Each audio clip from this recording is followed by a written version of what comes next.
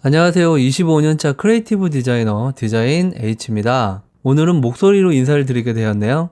영상을 만들다 보니까 처음 크리에이티브 영상 때 말씀드렸던 자료조사, 키워딩, 비주얼화를 묶어서 제 맘대로 크리에이티브 H 공식이라고 했는데요. 보시는 분들 입장에선 뭐 공식이란 게 뭐 대입을 하면 정답이 나와야 되는데 이게 무슨 공식이냐라고 하실 것 같아서 좀 보다 자세하게 말씀을 드려야 되겠다라고 생각을 해서 이번에 영상을 만들게 되었습니다. 몇 가지 샘플을 예로 들어 보다 디테일하게 전달을 하면 이해하는 데 도움도 되고 실제 디자인 작업에 적용하기에도 좋을 듯 합니다. 디자인 작업 프로세스 중 비주얼화를 하기 전 단계이지만 디자인의 대부분이라고 할 수 있을 만큼 중요한데 첫 영상에서 너무 빨리 지나간 듯해서 영 마음에 걸리더라고요. 영상을 시리즈로 제작하여 크리에이티브 영상과 함께 지속적으로 업로드하도록 하겠습니다. 그럼 바로 시작하겠습니다. 오늘 말씀드릴 내용은 처음 말씀드렸던 OT 이후 1차 내부 미팅이 끝난 직후부터의 이야기를 디자이너 관점에서 하나하나 따져볼 예정입니다. 그러기 위해서는 예제가 하나 필요한데요. 제가 재작년에 지인을 통해서 중소기업 업무를 진행하다가 중단된 프로젝트가 있는데 중단은 됐지만 H 공식을 설명하기에는 충분할 것 같습니다. 전에도 말씀드렸지만 이 방법은 일반적인 디자인 회사에서 모두 하는 방법이지만 영상에서 나오는 자료조사나 제품 분석, 키워딩 작업은 회사마다 개인마다 방법의 차이가 있을 수 있다는 점 유의하시기 바랍니다. 특히 비주얼화 작업은 디자인 회사의 아이덴티티나 작업자의 퀄리티에 따라서 차이가 많다는 것도 알아두시면 좋겠네요.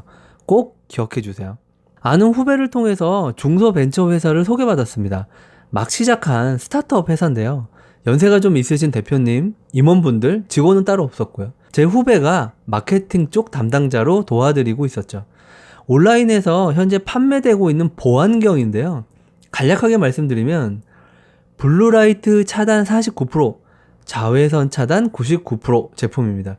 블루라이트는 스마트폰과 모니터에 많이 노출되어 있는 현대인의 눈 건강에 치명적이라고 언론이나 기사에 자주 등장하죠. 자외선은 뭐 우리가 흔히 말하는 UV 차단, 선글라스처럼 자외선 눈부심을 줄여서 시야를 확보해 주는 것을 말하는데요. 낚시, 레저, 스포츠 등 야외 활동을 하는 사람들한테 좋다고 합니다. 이 안경에 수명이 있다고 하네요. 선글라스에 수명이 있다는 건 처음 알았어요.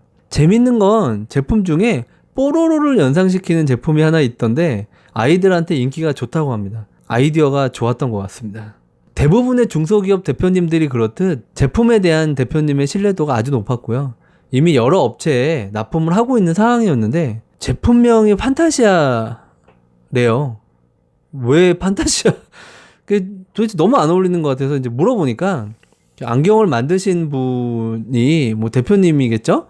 그냥 어떻게 하나 던진 게 그 제품명이 됐다라고 하시더라고요. 항상 중소기업은 이게 문제죠. 대표가 다 하려고 그래서. 브랜드명은 나중에 차차 얘기하기로 하고 일단 저한테 부탁했던 게 제품 박스에 부착할 수 있는 스티커 디자인을 해달라고 했어요.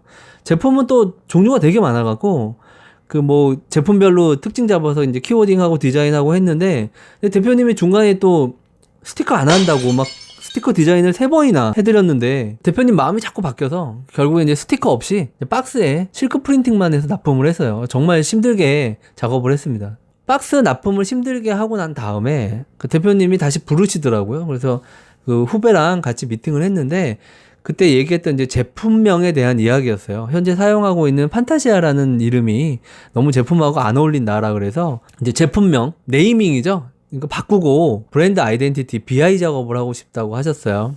사실 좀 고민을 했어요. 왜냐면 시간도 많이 들어가고 비용도 많이 들어가는 작업이라 좀 할까 말까 고민을 많이 했는데 또 대표님이 또 같이 한번 성장해보자 이런 간곡한 부탁도 있고 그러셔서 일단 수락을 하고 업무를 시작을 했죠. 이제 먼저 블루라이트랑 자외선에 대한 공부부터 합니다. 여기까지가 이제 OT가 끝난 거라고 생각하시면 돼요. 크리에이티브 브리프는 필요 없죠. 미팅을 대표님이랑 같이 했기 때문에 굳이 크리에이티브 브리프를 작성해서 보낼 필요가 없고요. 이제 바로 자료조사와 제품 분석에 들어가면 됩니다. 자, 크리에이티브 H 공식 첫 번째 단계죠. 블루라이트라는 단어 많이 들어보셨을 거예요. 인터넷을 찾아보시면 블루라이트는 모니터, 스마트폰, 텔레비전 등에서 나오는 파란색 계열의 광원으로 사람의 눈에 손상을 줄 뿐만 아니라 건강에도 영향을 미친다 라고 나오는데요. 특히 어두운 밤에 불을 끄고 스마트폰을 보는 게 가장 안 좋다고 합니다.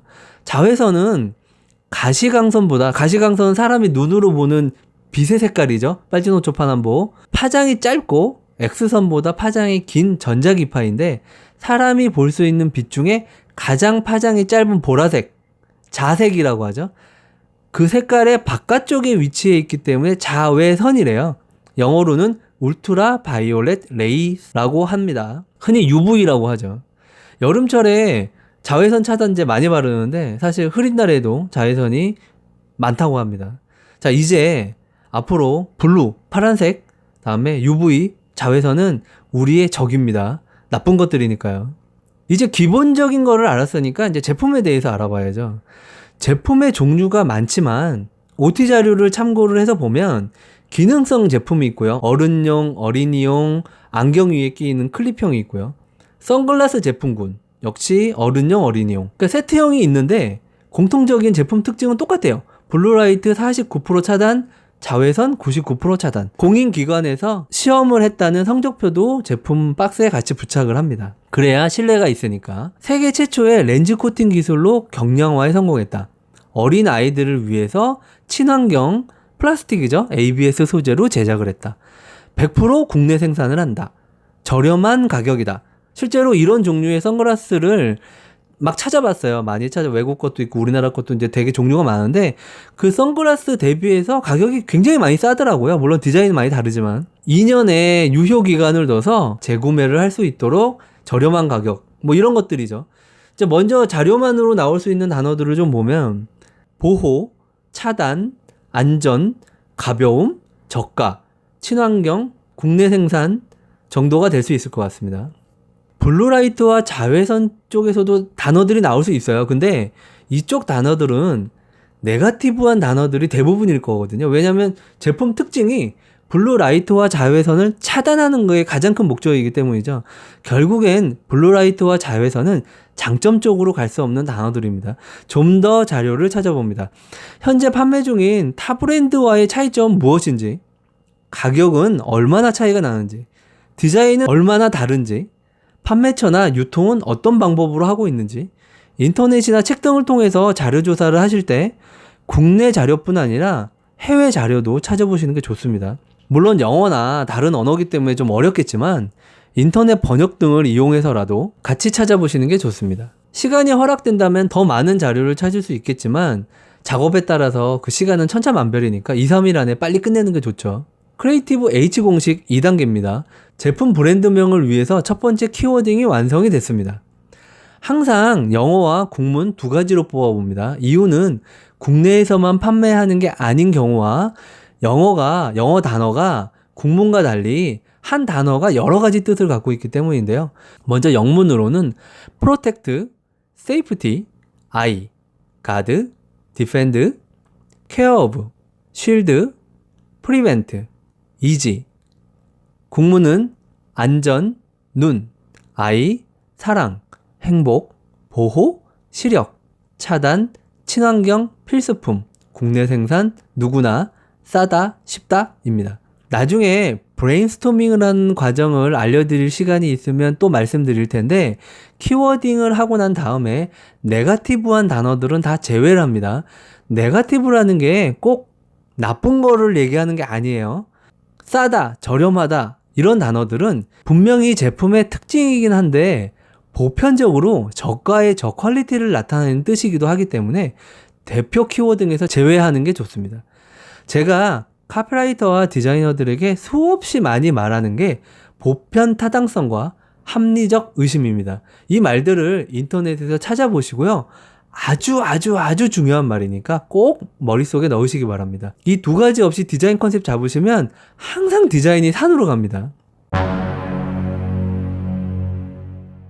키워딩이 완성이 되었으면 앞에서 언급한 대로 네거티브하거나 보편적으로 잘 사용하지 않는 또는 대중들이 좋아하지 않는 단어는 제외하고요. 대표 키워드를 선정합니다. 디자인과 달리 네이밍은 키워딩 하나로 끝낼 수도 있고 혼합해서 사용을 할 수도 있거든요. 이번 작업엔 혼합해서 작업했습니다. 네이밍 첫 번째 AR은 아이사랑입니다. 약간 아동복 느낌도 좀 나긴 하는데, 아이는 국문으로 어린 아이를 나타내기도 하고 영어로는 눈을 나타내는 것으로 해서 어린아이들의 눈보호에 중점을 둔 제품이다 라고 생각을 해봤고요. 네이밍 삐아는 해피아이입니다. A안보다 연령대를 조금 더 낮춰서 생각을 해봤고요. C안은 고민을 좀 많이 했던 안이었는데 아이지스라고 합니다. 약간 좀 생소할 수 있는데 원래 네이밍 처음 들으면 다 생소해요. 보호, 차단, 방패 이런 키워딩을 생각을 하다가 그리스 로마 신화에서 제우스가 가지고 있는 방패가 우리가 잘 아는 이지스라는 방패래요. 이지스함이라고 아시죠? 그것도 여기서 따온 이름인데 다른 이름으로는 아이기스라고도 부르는데 이지스나 아이기스는 여러 군데에서 이미 많이 사용을 하고 있더라고요. 그래서 그리스 원어 발음으로 아이지스라고 하고 아이를 영어 눈으로 대체했습니다. 이렇게 세 가지 1차 네이밍안을 들고 대표님한테 갔고요. 뭐 1차니까 당연히 변경되거나 수정이 될 수 있는 가능성도 높죠. 근데 그게 문제가 아니었어요. 갑자기 대표님이 원래부터 자기가 생각하고 있었던 게 있다고 두 가지 단어를 알려주시더라고요. 그래서 그게 뭐냐 그랬더니 아인슈타인과 옵토몬이래요. 그럼 나는 도대체 뭘 한 건가? 이래서 중소기업이 힘듭니다. 대표님이 너무 맘대로 하려고 그래요, 자기. 뭐 어쨌든 이 아인슈타인은 원래 영어로 아인슈타인이죠. 그런데 이제 여기 앞에 아이로 바꿔서 아이슈타인이 된 거예요. 뭐 나쁘진 않아요. 어쨌든 뭐 네이밍은 연상작용이니까. 옵토몬 역시 애들이 가장 좋아하는 디지몬이나 포켓몬을 연상시키기에 다분한 단어로 보이는데요. 이 대표님 성향이 좀 그런 것 같아요. 뽀로로 안경 때부터 약간 좀 그랬어요. 뭐 어쨌든 나쁘지 않아서 네이밍 다 포기하고 이 두 가지로 BI 작업 시작했습니다. 이제 크리에이티브 H 공식 3단계입니다. 키워딩이 나왔기 때문에 이제 비주얼화만 하면 되죠. 근데 문제는 제가 생각한 키워딩이 아니고 대표님이 주신 키워딩이기 때문에 그 키워딩 하는 과정이 하나도 없어요. 그러니까 제가 만들었으면 다 아는데 그래서 약간의 키워딩 작업이 좀 필요합니다. 아인슈타인은 누구나 다 아는 아인슈타인 박사를 연상을 시키는데 그 문제가 뭐냐면 아인슈타인 박사랑 이 보안경하고 연결할 수 있는 연결고리가 없는 거예요. 그래서 그거를 찾아야 되는데 그게 많이 어렵습니다. 일단 먼저 아인슈타인 박사에 대해서 좀 뭐 자료 조사를 좀 해보면 뭐 천재, 뭐 상대성 이론, 뭐 노벨 물리학상, 뭐 수식어가 필요 없는 분이잖아요. 근데 이제 이분이랑 어떤 방법으로 제품하고 연결고리를 만드느냐. 아인슈타인 박사는 안경 쓴 모습도 없더라고요. 전 못 찾았는데 이제 고민하다가 이제 천재라는 키워드를 제품하고 연결을 하자라고 생각을 해서 이제 제품 아이덴티티에 똑똑함, 스마트 이런 걸 이제 넣어보기로 했어요. 그래서 몇 가지 안을 좀 만들었는데 좀 미완성이고요. 이제 옵티모는 아인슈타인보다 좀 수월했어요. 왜냐면 연결할 게 많았거든요. 이제 괴물, 몬스터, 재미, 웃음, 놀이, 놀람 이런 것들이 있으니까. 근데 이제 문제는 너무 이제 몬스터 위주로 생각을 하면 이제 재미 위주의 디자인이 돼서 제품 브랜딩이 실패할 확률이 높아지거든요. 그래서 역시 이제 몇 가지 안을 좀 준비를 하고 있었어요. 근데 갑자기 중단하라고 연락이 와서요. 아마 그 후배랑 대표님이랑 좀 사이가 문제가 있었던 것 같아요. 그래서 이제 작업 중단되고 이제 후배도 그 회사랑 이제 갈라섰더라고요. 비주얼화 작업을 하다가 말아서 좀 많이 아쉬운 작업이긴 했는데 공식을 설명하는 데는 충분했을 거라고 생각이 됩니다. 어차피 비주얼화 작업이 개인차가 좀 심해요. 그러니까 이제 이런 예제 없이 말로만 설명을 하면 사실 듣는 사람 입장에서는 어떤 자료 조사를 말하는 건지 어떻게 제품 분석을 하라는 건지 알기가 어렵거든요. 이 과정이 모든 디자인 분야 전반에 사용이 되고요. 마지막 아웃풋만 다릅니다. 그게 무슨 얘기냐면 입력이 되는 소스는 똑같아요.